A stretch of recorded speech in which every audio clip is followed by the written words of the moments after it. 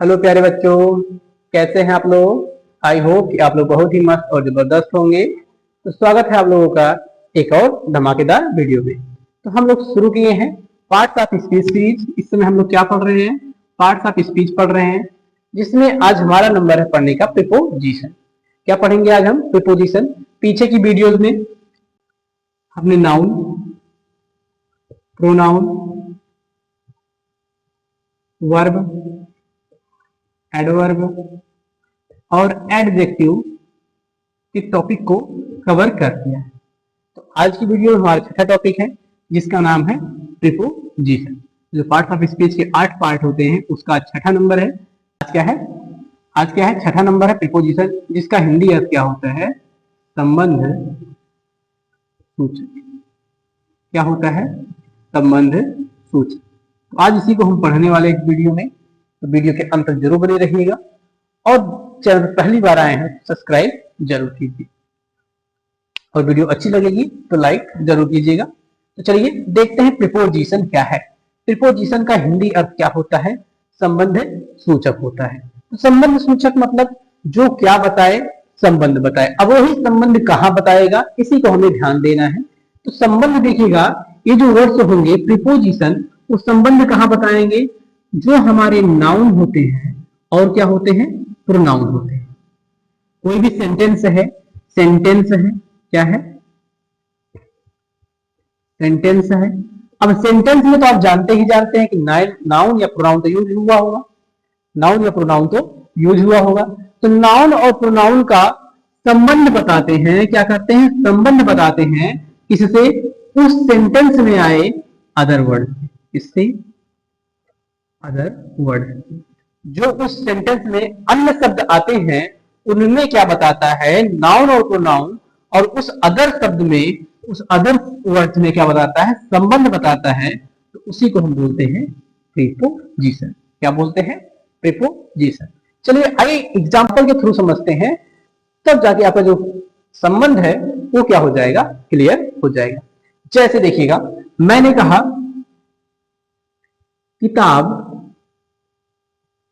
किताब मेज पर है। किताब मेज पर है। इसकी अंग्रेजी क्या हो जाएगी? The book is on the table. अंग्रेजी क्या हो जाएगी इसकी? The book is on the table. क्या हो गई अंग्रेजी? The book is on the table. चलिए इन सेंटेंसेस को क्या करिए? पकड़िए। इन सेंटेंस में देखिए क्या क्या यूज हुआ है, क्या क्या यूज हुआ है और क्या उसकी बातें कही जा रही है। तो देखिए सबसे पहले हम आएंगे द बुक। द बुक क्या है आपका? नाउन है। क्या है? नाउन है। तो किताब क्या हो गई आपकी? संज्ञा हो गई। क्या हो गई? किताब संज्ञा हो गई। उसके बाद इस क्या है? तो अब पता है इस क्या है? लिंकिंग वर्ब है। अब देखिएगा द टेबल।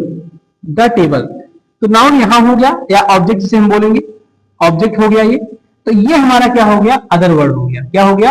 अदर वर्ड हो गया। क्या हो गया? अदर वर्ड हो गया। तो नाउन क्या है? यहां सब्जेक्ट के रूप में है, तो इसलिए हम नाउन को गिन रहे हैं। बुक जो है सब्जेक्ट है, और ये जो मेज है क्या है? अदर वर्ड के रूप में है। वैसे तो नाउन ही है, लेकिन यहाँ क्या है? सेंटेंस में अदर वर्ड की तरह बिहेव कर रहा है। तो देखिए किताब हो गया, आपकी संज्ञा हो गई।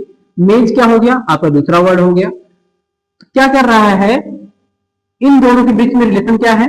कि जो किताब है वो कहां पर है? मेज पर है। तो कौन संबंध बता रहा है? पर। कि जो किताब है, किताब है इसके ऊपर रखी गई है, मेज पर रखी गई। कहां रखी गई है?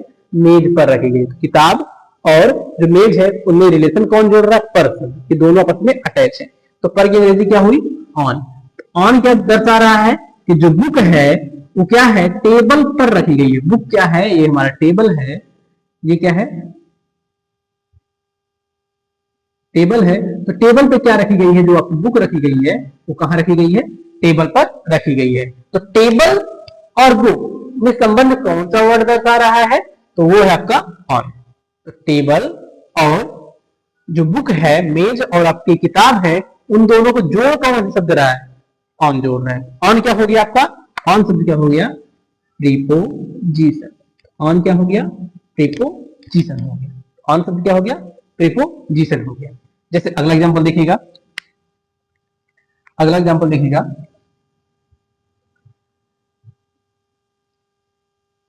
मछली, मछली पानी में है। मछली क्या है? मछली पानी में है। अंग्रेजी क्या हो जाएगी? The fish is in the water. तो देखिएगा, तो अंग्रेजी क्या हो गई? The fish is in the water. देखिए द फिश क्या हो गया आपका? ये हो गया आपका सब्जेक्ट हो गया। क्या हो गया? सब्जेक्ट, अर्थात नाउन हो गया। ये क्या हो गया? नाउन हो गया। वाटर क्या है आपका? ये है अदर वर्ड। ये क्या है आपका? अदर वर्ड है। सेंटेंस में क्या है? ये अदर वर्ड है। तो वाटर, फिश और वाटर में दोनों को जोड़ कौन सा वर्ड रहा है? कौन सा वर्ड रिलेट कर रहा है? इन। मछली कहाँ है? पानी में। मछली कहाँ है? पानी और मछली को कौन जोड़ रहा है? में जोड़ रहा है। तो मछली कहाँ है? पानी में है। तो संबंध दोनों कहां का है? कि मछली और पानी दोनों में क्या संबंध है? कि मछली पानी के अंदर है। कहां है?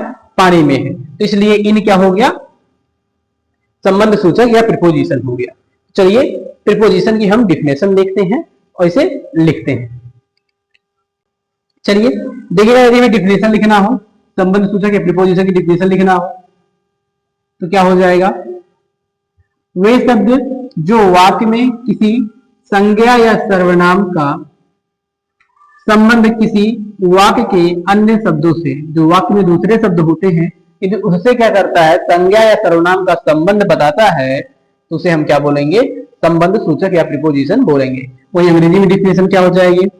Preposition are words that show the relationship between a noun और pronoun and other word in a sentence. तो किसी सेंटेंस में नाउन और प्रोनाउन का संबंध क्या दर्शाता है?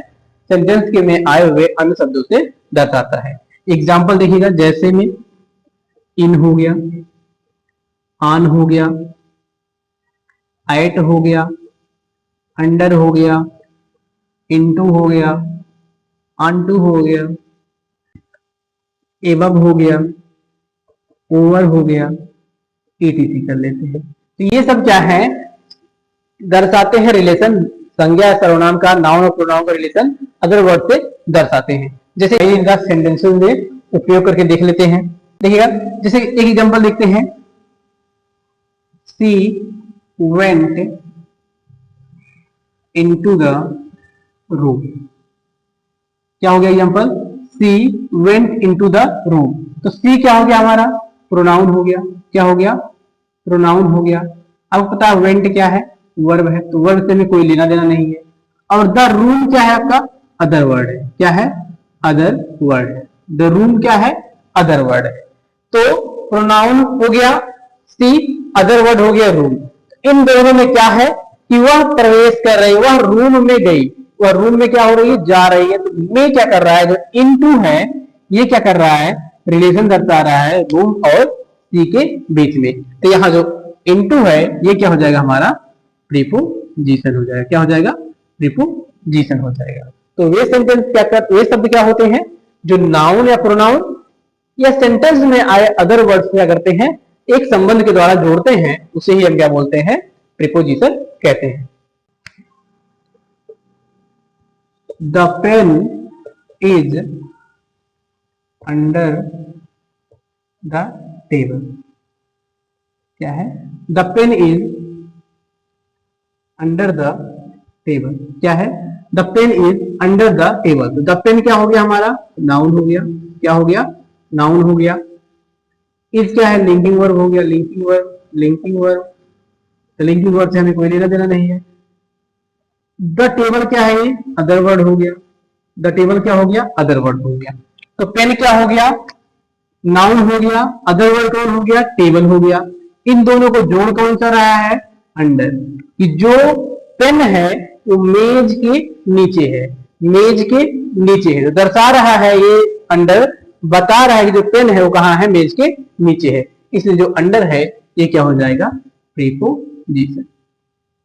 तो इन्हीं वर्डों को हम क्या बोलते हैं? जो क्या बताए हमें? रिलेशन बताए नाउन प्रोनाउन या अदर वर्ड्स के बीच में, उसे हम क्या बोलते हैं, प्रीपोजिशन। एग्जांपल्स में हमने देखा in, on, at, under, into, unto, above, over, etc। और भी होते हैं, टूवर्ड्स हो गया, अबाउट हो गया, ऐसे अन्य भी सेंटेंसेस होते हैं जो क्या करते हैं, रिलेशन बताते हैं। तो आई होप कि आपको प्रीपोजिशन समझ में आया होगा।